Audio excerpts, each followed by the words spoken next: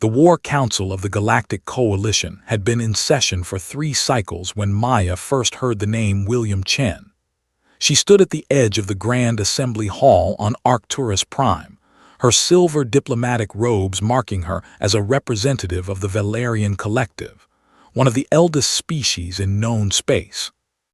"The humans cannot possibly contribute anything meaningful," High Commander Zexther announced, his 6 arms gesturing dismissively at the holographic display.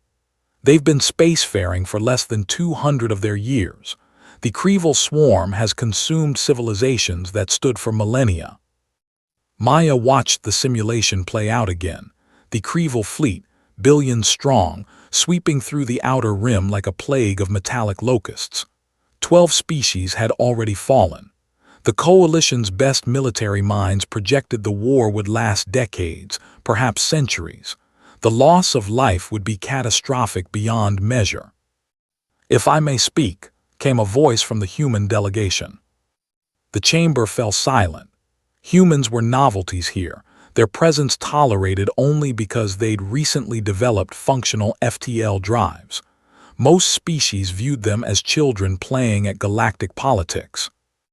The human who stood was unremarkable by the standards of the assembly.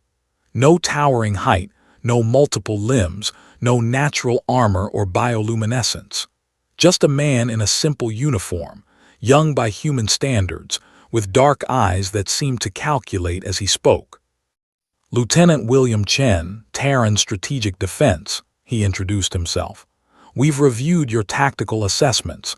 With respect, you're approaching this incorrectly."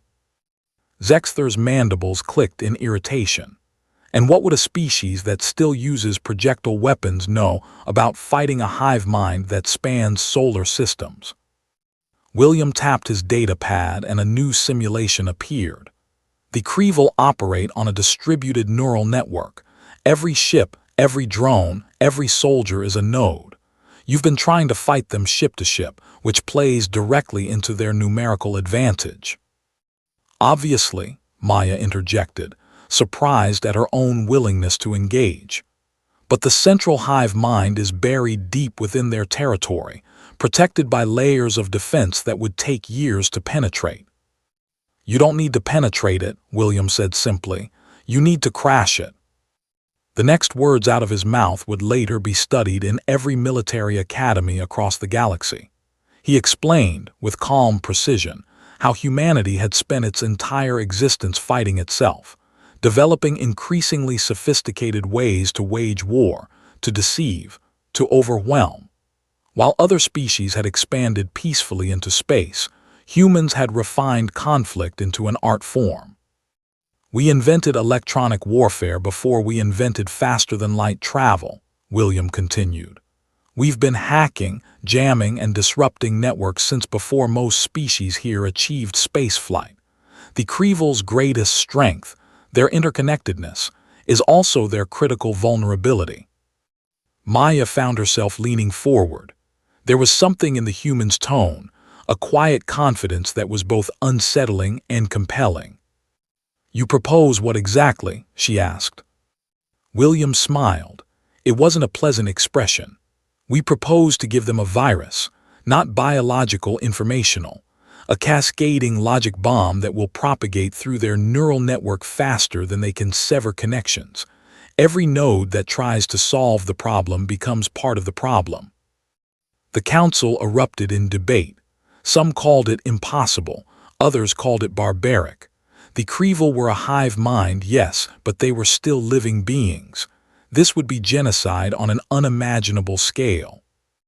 "They've already committed genocide 12 times over," William replied coldly. "And they won't stop. Your projections show them reaching the core worlds within 5 years. How many trillions die while we debate ethics?" Maya studied the human carefully. His dossier claimed he was 28 years old, barely an adult by Valerian standards. Yet he spoke with the weariness of someone who had seen centuries of conflict. Perhaps he had, in a way. Human history was a blood-soaked tapestry of wars that made the current crisis seem almost simple by comparison. The vote was contentious but ultimately pragmatic. The coalition would give humanity one chance, one strike. If it failed, the long war would begin in earnest. 3 weeks later, Maya found herself aboard the human vessel Indomitable, part of an observation fleet positioned at a safe distance from Creevil space. William stood at the tactical station, surrounded by a team of human specialists who worked with a synchronized intensity that reminded her uncomfortably of the Creevil themselves. Beginning upload sequence, one of them announced. William had explained it to her during the journey. The virus was actually a weaponized paradox, a self-referential logic loop disguised as routine communication protocols. The Creevil's neural network was designed to process and distribute information with perfect efficiency. That efficiency would be their downfall. The paradox would force each node to calculate an impossible solution, while simultaneously sharing that task with every connected node. The more they tried to solve it, the more processing power they dedicate to it. The more they shared it, the faster it would spread. Within hours, the entire Creevil swarm would be locked in an infinite loop, every processor burning itself out trying to solve a problem with no solution. Delivery system deployed, another human reported. Trojan package embedded in standard coalition distress beacon. They'll intercept it within the hour. Maya watched the chronometer count down. The other species representatives aboard the observation ships were silent, anxious. This was unprecedented, a single strike that could end a war before it truly began, or fail catastrophically and doom them all to a prolonged conflict. 42 minutes after deployment, the Creevil fleet began to change course. Every ship, in perfect synchronization, turned inward toward their home systems. "They've taken the bait," William said quietly. What happened next would be analyzed and debated for generations. The Creevil fleet didn't scatter or retreat in any conventional sense. They simply stopped. Billions of ships, frozen in space, their hive mind consuming itself from within as it tried desperately to solve the unsolvable. Within 6 hours, 98% of the Creevil swarm had gone dark. The remaining 2%, nodes that had been disconnected or too distant to receive the initial infection, were easily contained by coalition forces. The war that was supposed to last centuries had ended in less than a day. The silence in the observation deck was profound. Maya looked at William, who showed no triumph, no satisfaction, only a deep, weary sadness. "You've saved trillions of lives," she said softly. "I've ended billions," he replied. "Don't confuse necessity with virtue." In the weeks that followed, humanity's status in the Galactic Coalition changed dramatically. They were no longer the newcomers, the children playing at politics. They were the species that had looked at an impossible problem and solved it with ruthless efficiency. Maya requested a private meeting with William before the human delegation departed.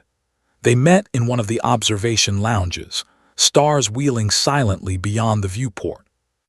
"Your people frighten the rest of the galaxy," she told him honestly. "We've spent millennia trying to move beyond conflict, to find peaceful solutions. Then you arrive and end a war with a tactic none of us even considered."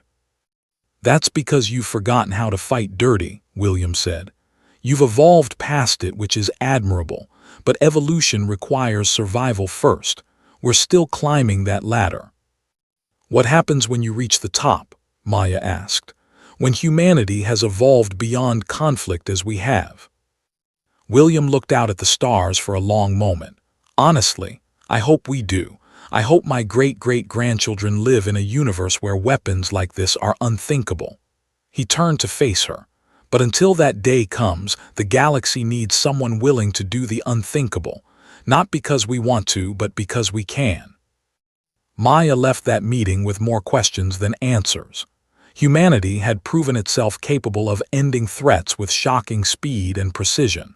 But the real question, the one that would shape galactic politics for centuries to come, was what they would do with that capability in times of peace. The galaxy had expected a long war. Humanity had ended it almost instantly. Now everyone had to live with the implications of what that meant. As the human ships prepared to depart, William Chen stood at the viewport of the Indomitable, watching the coalition fleet disperse. Behind him, his team was already working on protocols, defenses, and countermeasures, because he knew something the rest of the galaxy was only beginning to understand. Humanity hadn't just won a war. They'd announced themselves as the galaxy's new apex predator, and apex predators don't stay dormant for long. The question wasn't whether humanity would be needed again.